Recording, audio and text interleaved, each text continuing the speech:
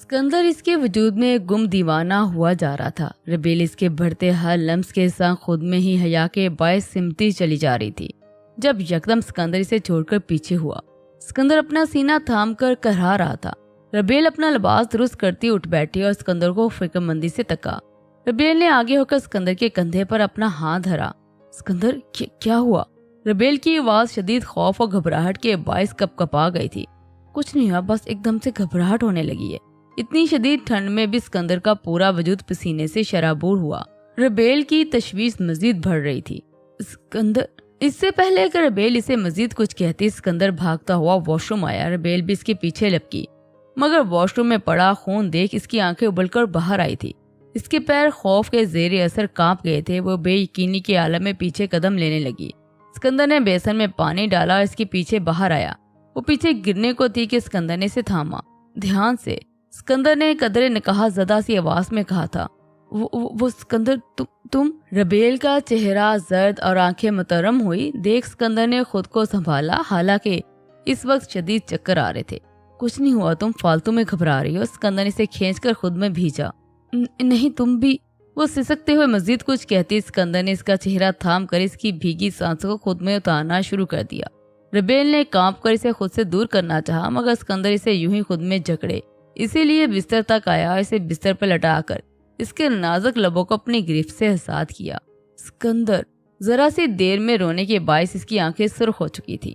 सिकंदर को इसकी हालत देख तरस आया। सिकंदर ने झुककर बारी बारी दोनों आंखों को छुआ। कुछ नहीं हुआ यार, आई थिंक जस्ट इन्फेक्शन हो गया है मुझे। सिकंदर ने इसके बाल सुलहाते इंतहाई प्यार भरे लहजे में कहा तो वो तड़प उठी। मैं मनहूस हूँ शायद सभी। रबेल फूट फूट कर रोता गोया हुई। सिकंदर नफी में सर लाता इसके गाल पर बोसा देने लगा। तुम बिल्कुल भी मनहूस नहीं हो, तुम बहुत लकी हो, तुम्हारा बख्त बहुत अच्छा है। प्लीज ऐसा मत सोचो। सिकंदर ने इसे बहुत प्यार से बहलाया था। सिकंदर, अगर तुम्हें कुछ हुआ तो मैं भी मर जाऊंगी। रबेल ने अपने दोनों बाजू सिकंदर के गिद्ध लपेटे और सिसकने लगी। सिकंदर खामोशी से धीरे धीरे इसके बाल सुलहा रहा था। It's just okay darling, be brave. Sikandar इसके कान पर लब धरकर कहते रोते रोते इसकी हिचकियां बंद गई थी। प्लीज सिकंदर, मुझे छोड़कर मत जाना, मैं तुम्हारे बगैर मर जाऊंगी। रबेल ने इसे इस कदर शिद्दत से खुद में भींच रखा था कि सिकंदर अपनी जगह से हिल भी नहीं सकता था। नहीं छोड़कर जाऊंगा, अभी तो हमें आयशा के छोटे बहन भाइयों को भी इस दुनिया में लाने का सामान करना है। अभी तुम्हें साथ में खूब जीना है, फिर बुढ़ापे में अपने पोता पोतियों नवासे नवासियों पर भी रोक टोक करनी है। इतनी जल्दी मुझसे जान नहीं छुटने वाली आपकी जाने मन। सिकंदर इससे दूर हुआ। इसका रोता चेहरा देख शौकी से मुस्कुराया, मगर रबेल की हालत इस कदर अबतर हो रही थी कि वह हंस भी ना सकी। महज सिकंदर का हाथ मजबूती से थामे बैठी रही।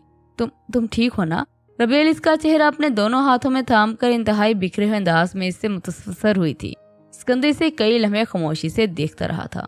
देखो मुझे, क्या मैं तुम्हें ठीक एकदम फिट नहीं लग रहा? सिकंदर ने इसकी आंखों में झांकते पूछा था। ठीक लग रहे हो। इसके सीने से लग गई थी। सिकंदर भी आंखें मूंदता इसकी पीठ मोहब्बत से सुलहाने लगा था। परेशान मत हो, मुझे ऐसा अक्सर हो जाता है, गले में या सीने में कोई जख्म की वजह से। सिकंदर ने इसका डर दूर करने की एक और झूठ बोला था। सच? रबेल ने इसे दूर होकर सवालिया नजरों से सिकंदर के चेहरे पर गाड़ी थी। बिल्कुल सच। सिकंदर ने इसे वापस लटाया, इसके बराबर आके लेटा। रबेल ने इसका हाथ अपने हाथ में मजबूती से थाम कर आंखें मूंद ली थी। सिकंदर इसे आंखें मूंदा देख खुद भी पुरस्कून होता लेटा, मगर आज जो इसके साथ हुआ इसकी सारी तवज्जो इसी जानब थी। चाहकर भी वो झुठला नहीं सकता था। इसके साथ आज से पहले कभी ऐसा कुछ नहीं हुआ था। इसने सोच लिया था कल वो अपने दफ्तर से वापसी पर हॉस्पिटल जाकर अपना चेकअप करवाएगा। एनी अपनी माँ की आवाज सुनकर मुड़ी थी। जी? बेजारी इसके अंग अंग से याद थी। इस लड़की के घर जाना छोड़ दो। अपनी माँ की बात पर वो गहरी सांस भरती सर नफी में हिला गई। ये मुमकिन नहीं है, एनी ने कंधे उचकाकर कहा और अपने कमरे में जाने लगी। जब अपनी माँ की रोती आवाज सुनकर इसका हलक खुश्क हुआ था। छोड़ दो, जैसे जो जी रहा है इसे वैसे ही जीने दो। हमारे साथ जो होना था वो हो चुका, अब गड़े मुर्दे उखाड़ने का कोई फायदा नहीं। ये आप कह रही हैं? वाह मामा वाह, आप तो बहुत आला ज़र्फ की मालक हो गई हैं। मगर मेरा ज़र्फ इतना वसी नहीं है, जिसने जो बोया है वही काटेगा। एनी ने जबरे भीज कर कहा था। एनी कैसी फजूल बातें कर रही हो? हाँ बेशक, जिसने जो बोया है वो वही काटेगा, मगर ये हमारे जिम्मे नहीं है। अल्लाह पाक हर शख्स के साथ इंसाफ करना बेहतरीन तरीके से जानता है। इसकी अम्मी की आवाज आखिर में रंध गई थी। आप क्यों फालतू की परेशानी अपने सर ले रही हैं? बेफिक्र रहिए, सब ठीक हो जाएगा। अब मजीद मुझे इसके हवाले से मजीद कोई बात नहीं करनी। एनी इनके पास आई, उनका हाथ थामा था, मगर उन्होंने कुछ कहने की चाह में लब वाह किए थे। अगर मगर कुछ नहीं मम्मा, अगर आप चाहती हैं कि आपका और मेरा ताल्लुक हमेशा अच्छा रहे तो प्लीज इस बात को छोड़ दें। एनी ने इनके गाल पर हाथ रखकर धीरे से नरमी से कहा था। अपने कमरे में बंद होकर इसकी माँ इसे नम निगाहों से कमरे के बंद दरवाजे को तका। रबेल नाश्ता बनाकर ट्रे में अच्छे से सजाए कमरे में लाई सिकंदर दफ्तर जाने के लिए तैयार हो रहा था। रबेल का चेहरा मुरझाया देख सिकंदर ने टाई की नोट बांधते गहरी सांस भरी थी। चेहरा क्यों उतरा हुआ है इतना? सिकंदर ने परफ्यूम उठाकर खुद पर छिड़की थी। नहीं, चेहरा तो नहीं उतरा मेरा, आपको शायद ऐसा गुमान हो रहा है। रबेल ने जबरदस्ती की मुस्कान सजाई थी। परेशान मत हो यार, मैं ठीक हूँ, देखो एकदम फिट हूँ। सिकंदर ने दोनों हाथ फैलाकर इसे दिखाया तो रबेल ने अपनी मुस्कान खींचकर मजीद बड़ी की। मुझे पता है तुम ठीक हो। रबेल ने इसके पास आकर इसके कंधे पर से नादीदा धूल उड़ाई थी। चलो अब मुझे नाश्ता करने दो, देर हो रही है, प्लीज खुद भी परेशान ना होना और मुझे भी ना करो, ओके? सिकंदर ने इसे पुचकारा और बेड पर जाकर बैठा, नाश्ते की ट्रे अपनी जानब खिसकाई और जल्दी जल्दी नाश्ता कर फारग हुआ। जूते पहने आयशा को प्यार किया। रबेल को ढेर सारी तसल्लियां देता दफ्तर के लिए निकल गया। सिकंदर के जाने के बाद रबेल बोझल दिल समेत घर के काम समेट रही थी। सिकंदर की रात में हुई हालत का सोच ही कर इसका दिल कांप जाता। न जाने क्यों एक बार फिर एक खौफ सा था जो इसके दिल में आन समाया था। आयशा को गोद में लिए वो इसके साथ खेल रही थी जब डोर बेल की आवाज सुनकर वो दरवाजा खोलने लगी। एनी, शुक्र तुम आ गई, मुझे तुमसे बात करनी थी। वो एनी को अपनी दहलीज पर खड़ा देख खुशी से बेहाल हुई थी। एनी की कलाई थामकर इसे अंदर खींचा। अरे क्या हुआ, ऐसी भी क्या बात करनी है और बताओ कल क्या हुआ है? एनी से शरीर निगाहों से तकती शौक लहजे में मुतसर हुई थी। यार कल रात। रबेल ने इसे कल रात हुई तमाम रुदा सुनाई। एनी के लब अफसोस की सूरत में वाह हुए थे। बहुत दुख की बात है, मगर सिकंदर को अचानक हो क्या गया था? मतलब एनी की बात अधूरी छोड़ी थी।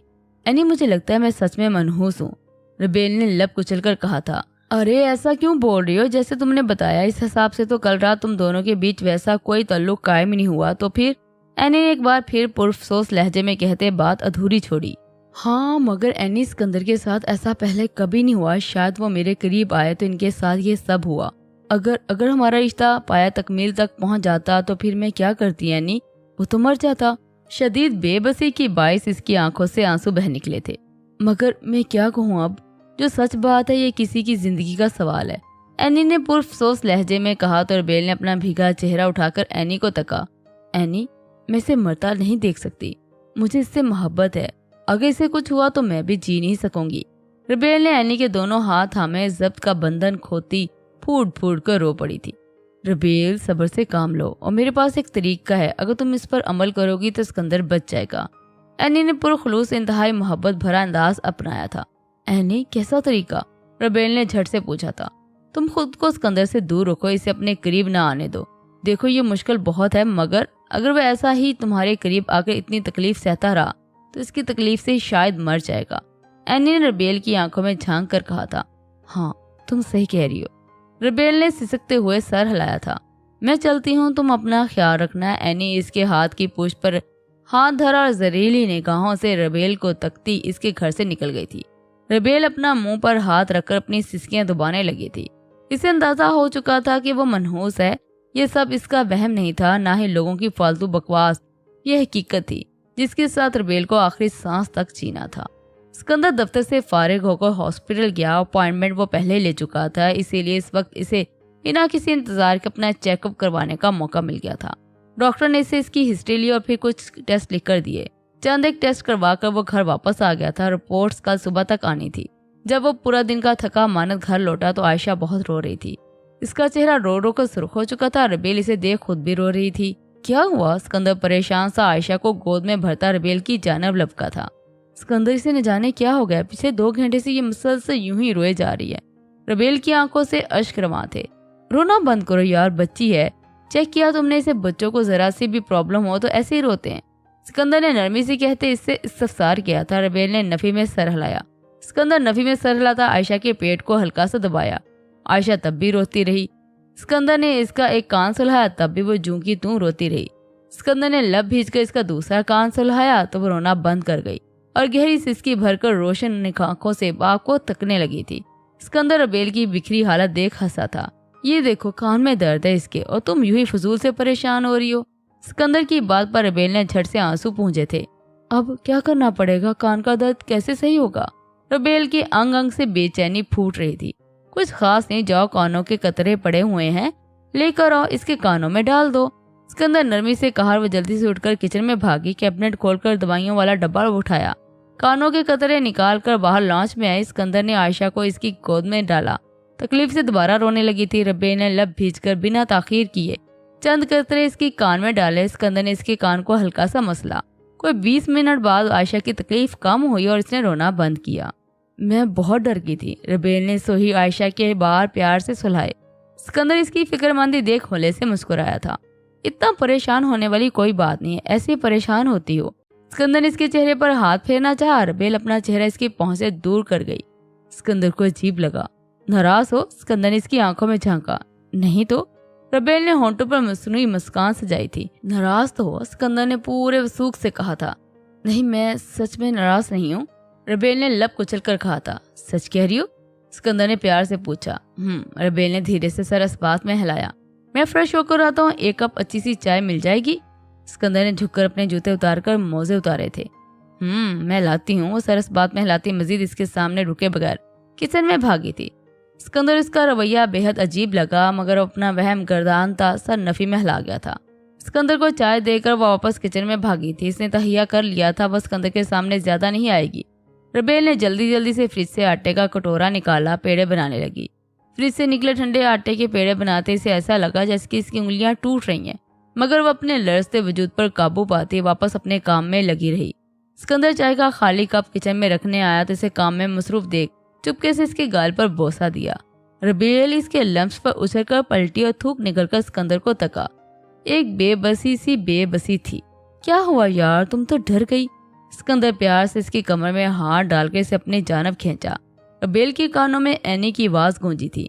पता तुम शायद सच में मनहूस हो। वो यकदम ख्वाबों और ख्यालों की दुनिया से चौंक कर निकले। सिकंदर को खुद से दूर धक्का दिया। दूर हो। रबेल ने अपना हाथ बीच में हाइल किया। सिकंदर ने इसे तका, एक कदम इसके करीब हुआ। क्या हुआ यार, नाराज हो क्या? मुझसे कोई गलती हुई है? सिकंदर ने इसे कंधे से थामना चाहा। रबेल ने इसके हाथ खुद पर लगने से इसे पहले झटक दिया। दूर हो मुझसे, दूर हो। वो सिसकने लगी थी। रबेल! सिकंदर इसके लब बेआवाज फड़फड़ाए थे। सिकंदर ने बिना इसके सुने अब इसके हाथ मजबूती से थामा था। छोड़ो मुझे, छोड़ो। रबेल सर नफी में हिलाती चीखने लगी थी। सिकंदर को इसको वही पुरानी वाली रबेल दिखने लगी थी। सिकंदर को एक पल में ऐसा लगा जैसे इसके इतने अरसे की मेहनत रायगा चले गई हो। रबेल होश में आओ, ये क्या कर रही हो? सिकंदर इसे बाजों से थामकर झंझोड़ा था। प्लीज सिकंदर, वो फूट फूट कर रो पड़ी थी। प्लीज सिकंदर, वो फूट फूट कर रो पड़ी थी। सिकंदर इसकी इस कदर अबतर होती हालत देख लब भीज गया। सिकंदर ने कुर्ब की कैफियत में से खींचकर अपने सीने से लगाया, मगर रबेल ने इसे अपनी पूरी ताकत लगाकर धक्का देकर सिकंदर लड़खड़ाकर पीछे हुआ। इसका इस कदर शदीद रद्द-ए-अमल देख वो कई लम्हे तहरीर के आलम से तकता रहा। सिकंदर ने एक बार फिर इसकी जानब बढ़ना चाहा, जब वो हलक के बल चिल्लाई। छूना मत मुझे, प्लीज दूर हो। समझते क्यों नहीं हो तुम? मैं मनहूस हूँ, दूर हो मुझसे, मर जाओगे तुम भी। वो सिसकती हुई स्लैब पर सर टिकाकर रोने लगी। क्या बकवास कर रही हो? फजूल किस्म की बातें किसने तुम्हारे जहन में डाली? पागल हो गई हो क्या? सिकंदर इसकी हालत पहले जैसे होती देख बेबसी से धाड़ा था। जो भी कह लो, मगर सच यही है कि मैं मनहूस हूँ। आज के बाद बल्कि अभी से तुम मुझे नहीं छूओगे। रबेल ने सुर्ख निगाहें उठाकर हुक्मिया लहजे में कहा तो सिकंदर ने लब भींचकर सर नफी में हिलाया। क्या हो गया तुम्हें? अच्छा खासा छोड़कर गया था मैं तुम्हें, और अब? सिकंदर का सदमे से बुरा हाल था। तुम चाहो तो दूसरी शादी कर लो, मैं कुछ नहीं कहूंगी। रबेल ने संगदिली की हद कर दी थी। कहना क्या चाह रही हो? सारी उम्र अब मैं शादियां ही करता रहूंगा? क्या लगता है तुम्हें दुख सिर्फ तुमने ही देखा है? महरूमियों का शिकार सिर्फ तुम ही रही हो? दूसरा शख्स इसके जज्बात क्यों मायने नहीं रखते? तुम औरतों के लिए बस हमेशा अपने खुद साख्ता गमों में डूबी रहना, कभी खुद से निकलकर सामने वाले को न देखना कि वो शख्स अपनी जिंदगी में कितना सफर कर आया है। सिकंदर का लहजा टूट फूट का शिकार था। रबेल ने सिसकर अपनी आंखें मूंद ली थी। सिकंदर तैश के आलम में किचन से निकलकर अपने कमरे का दरवाजा धाड़ की आवाज से बंद करता बंद हो चुका था। रबेल और सिकंदर ने अपने कमरे एक बार फिर से जुदा कर लिए थे। रबेल इसके इस कदर करीब आकर दूर जाने पर पल पल की तकलीफ बर्दाश्त कर रही थी। सिकंदर तो इस दिन के बाद से बिल्कुल ही इससे बेगाना हो गया था। इसके अंदाज में एक सद महरी आन समाई थी, जिसे देख अक्सर रबेल का दिल भी होल उठता था। जैसे आज सुबह हुआ, रबेल ने चाय बनाई, सिकंदर के सामने रखी तो उसने 2 चुस्कियां सुकून से भरी। न जाने इसके बाद ऐसा क्या हुआ।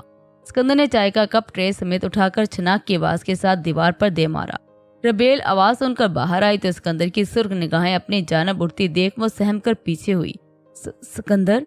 रबेल ने अथल पथल होती सांसों समेत इसका नाम लिया था। ये चाय थी, इतनी मीठी। माना चाहती मुझे, सबसे बेहतर है कि जहर देकर मार दो मुझे। सिकंदर धारता हुआ हर चीज को अपनी जूती की नोक पर रखता घर से निकल गया था।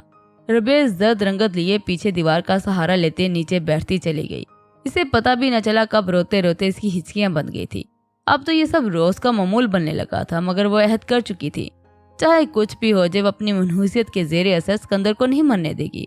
वो उदास सी बैठी थी जब एनी की कॉल आई। इसने बेदिली से मोबाइल उठाकर कान से लगाया। हाँ कहो एनी।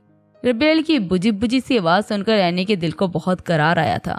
क्या हुआ, उदास हो? एनी ने बड़े दिलसोज लहजे में पूछा था। हाँ उदास तो बहुत हूँ। रबेल की आवाज भीगी हुई थी। एनी के लबों पर एक पुरस्कून सी मुस्कान कूदी थी। परेशान मत हो, उदास भी ना होना। अब अगर तुम सिकंदर को जिंदा देखना चाहती हो, इतनी कुर्बानी तो तुम्हें देनी पड़ेगी ना। एनी की बात पर रबेल की आंखों से आंसू लड़ियों की सूरत बह निकले थे। एनी मैं तुमसे फिर बात करती हूँ, रबेल ने भीगे नम लहजे में कहकर कॉल काट दी थी। इसके बाद इसके जज्बात का बंधन ऐसा टूटा कि वो अपना चेहरा दोनों हाथों में छुपाकर फूट फूट कर रो पड़ी थी। खाना लाऊं? रबेल ने थूक निकलकर दुपट्टे के पल्लू को अपने हाथों में मरोड़ते पूछा। सिकंदर ने एक सद निगाह इसकी जानब उठाई थी। जरूरत नहीं। सिकंदर की बात पर रबेल वापस खामोशी से बाहर चली गई थी और ट्रे में खाना सजाकर सिकंदर के कमरे में लाई। वो सोफे पर बैठा था। रबेल ने हिम्मत करके खाने की ट्रे इसके सामने ढेर की तो सिकंदर अपने आंखें मूंद कर खोलता बेबसी से गुराया। नहीं चाहिए मुझे खाना, क्यों लाई हो? रबेल के हाथ लरसते मगर इसने हिम्मत कर निगाह उठाई। खाने से कैसी नाराजगी? रबेल की बात सुनकर सिकंदर के होंठों पर एक तल्ख मुस्कुराहट कूद आई थी। मेरे खाने से कोई नाराजगी नहीं, बस मसला मुझे इस बात से है। खुदारा अपने काम से काम रखो।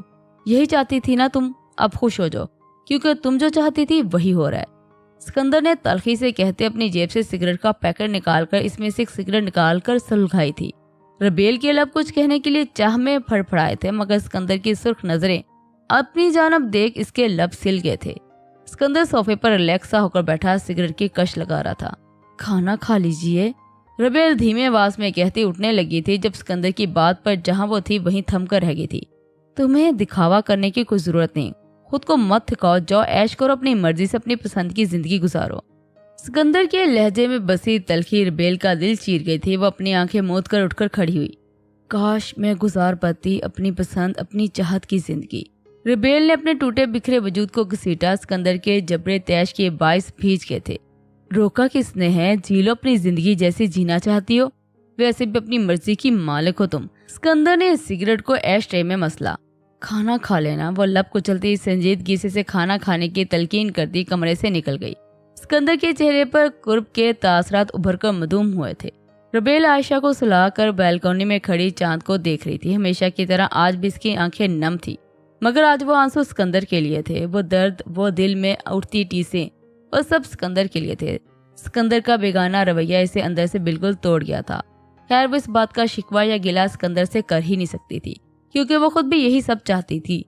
रबेल गुमसुम सी खड़ी थी। सिकंदर के कमरे से चीजें टूटने की आवाज सुनकर वो चौंकी। भागती हुई इसके कमरे के दरवाजे तक आई। जैसे इसने दरवाजा खोलना चाहा, दरवाजा अंदर से बंद था। रबेल ने घबरा कर दरवाजा पीटना शुरू किया। सिकंदर दरवाजा खोलिए। रबेल की घबराई हुई आवाज पर दरवाजा पीटता सिकंदर को मजीद तकलीफ से दोचार कर रहा था। सिकंदर प्लीज। वो दरवाजे पर सर टकाकर सिसक रही थी। यकदम सिकंदर ने तेजी से दरवाजा खोला। रबेल खुद को संभालने की कोशिश में बुरी तरह नाकाम होती इसके सीने से जा लगी। सिकंदर। रबेल इसके सीने से दूर होती इसका जख्मी हाथ अपने दोनों हाथों में थाम गई। ये हाथ, ये सिकंदर। इसका जख्मी हाथ देख वो सिसकने लगी थी। सिकंदर ने लब भींचकर अपना हाथ इसके हाथ से आजाद करवाना चाहा। नहीं अभी नहीं प्लीज, वो बेताब सा लहजे में कहती से जबरदस्ती बेड तक लाई और इसे बेड पर बैठाया। खुद किचन में आई और कैबिनेट से दवाई का डब्बा उठाकर अपने कमरे में आई। आंसू पीते इसके मुकाबले बैठी सिकंदर अब भी अकड़ कर अजनबी बना बैठा रहा। ये क्या कर दिया तुमने? रबेल ने इसका जख्म साफ करते अपने आंसू बहने से रोककर कपकपाई आवाज में बोली। जो भी किया खुद के साथ किया, तुम्हारी झूठी परवाह की मुझे जरूरत नहीं। सिकंदर ने तो संग दिली की हद ही कर दी थी। प्लीज, वो तड़पी थी। मत करो, कोई फर्क नहीं पड़ रहा मुझे। सिकंदर ने इसकी आंखों से बहते आंसू देख संगदिली की हद कर दी थी। रबेल खामोश नहीं हुई, इसके जख्मों पर दवा लगाने लगी। दुआ करो कि मैं मर जाऊं। सिकंदर की बात पर उसने तड़प कर इसके लबों पर हाथ धरा था। ऐसा मत कहो। रबेल का चेहरा रोने के बाद सुर्ख और लब कप कपा रहे थे। चंद आंसू पलकों की बाढ़ पर टिके गिरने को बेताब थे। तो फिर क्या कहूँ, तुम ही बता दो। तंग आ गया मैं तुम्हारे ऐसे करो वैसा ना करो, ये कहो वो ना कहो, बस अब और नहीं होगा मुझसे। सिकंदर ने इसके बाजू को झारियत से पकड़ते झंझोड़ा था। सिकंदर, जो चीज मेरे बस में नहीं है इसके लिए आप मुझे इतनी जहनी तकलीफ नहीं दे सकते। वो सिसकते हुए बिखरे लहजे में बोली थी। अच्छा, मैं तुम्हें जहनी तकलीफ नहीं दे सकता, मगर तुम मुझे जहनी तकलीफ दे सकती हो। वाह, बहुत खूब। सिकंदर ने इसके हाथ से अपना हाथ खींचा था। अगर आप तंग आ गए हैं मुझसे तो आप मुझे वापस अम्मी जी के पास भिजवा दें। रबेल ने तलखी से कहा था। जिसके पास जाना है जाओ, मुझे कोई फर्क नहीं पड़ता। सिकंदर इसका बाजू एक झटके से छोड़ता उठकर खड़ा हुआ था। तो ठीक है, फिर कल सुबह मैं यहाँ से वापस कराची चली जाऊंगी। रबेल ने तलखी से कहा, उठकर खड़ी हुई। सिकंदर ने इसे आगे बढ़ने का मौका दिए बगैर इसे खींचकर बेड पर गिराया, खुद इस पर झुकाया। तुम कहीं नहीं जाओगी, यहीं रहोगी, चाहे खुश रहो या दुखी रहो, मगर रहोगी यहीं मेरे पास। सिकंदर का लहजा आंच देता हुआ था। इसके लहजे में एक जुनून सिमट आया था जिसे देख रबेल जी जान से कांप उठी थी। सिकंदर की गर्म सांसें इसका चेहरा गर्दन बुरी तरह झुलसा रही थी। रबेल ने गहरी सांसें भरते से खुद पर से दूर हटाना चाहा, मगर नाकाम रही। तुम मुझसे दूर नहीं जा सकती, मेरी बात कान खोलकर सुन लो। नहीं हो तुम मनहूस, और आज मैं ये साबित कर रहूंगा। सिकंदर ने जलते लहजे में कहा और इसके दोनों हाथ आपस में जकड़ते इसके लबों पर झुकाया। रबेल की आंखें फैलकर बाहर को आई थी। वो हाथ पैर मारती इसकी गिरफ्त से निकलने को मचल रही थी, मगर सिकंदर इसके पैरों को अपनी भारी टांगों के नीचे दबाकर इसकी कमीज की डोरियां खोलने लगा। रबेल तड़पी, मगर इसकी गिरफ्त में मचलने और तड़पने के सिवा वो कुछ नहीं कर सकती थी। सिकंदर इसके लब आजाद करता इसकी गर्दन पर झुकाता, इसकी गर्दन पर जा बजा अपनी मोहब्बत जुनून का लम्स छोड़ता। वो धीरे धीरे इसके वजूद में सिरकने लगा था। रबेल